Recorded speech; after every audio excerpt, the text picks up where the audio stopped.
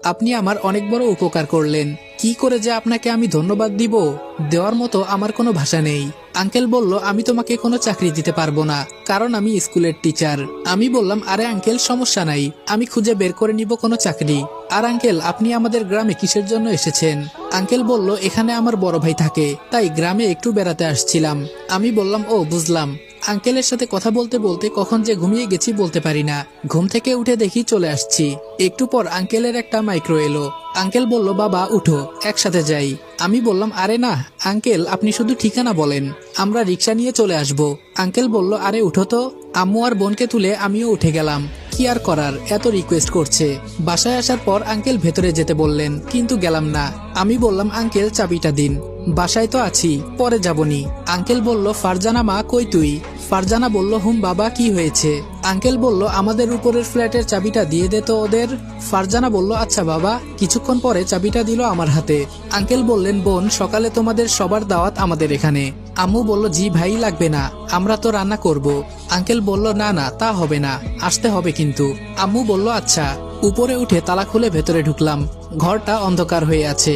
বাতি অন করতেই ঈশা বলল, ওয়াও ভাইয়া, বাসাটা কি সুন্দর। আমি বললাম, পছন্দ হয়েছে তোর? ঈশা বলল, অনেক অনেক পছন্দ হয়েছে ভাইয়া।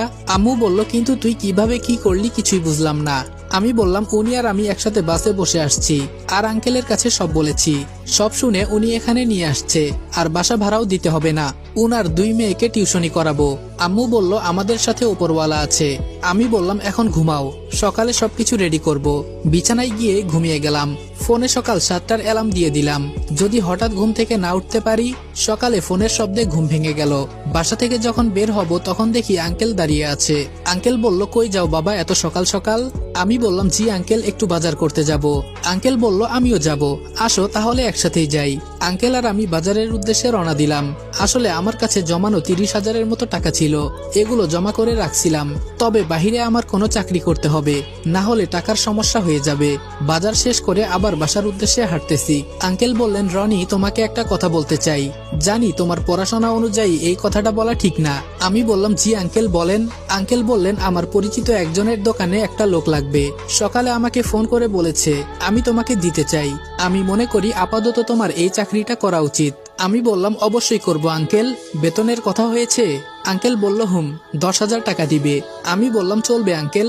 আঙ্কেল বলল, তাহলে আমি কি ফোন করে বলবো? আমি বললাম, জি বলেন, কালকে থেকে আমি আসব।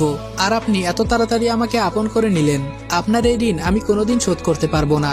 আঙ্কেল বলল, আরে বাবা, এমন করে বলো না, তুমি তো আমার ছেলের মতোই। আমি বললাম, আঙ্কেল, আজকে রাত থেকে আপনার মেয়েদের আমি পড়াবো।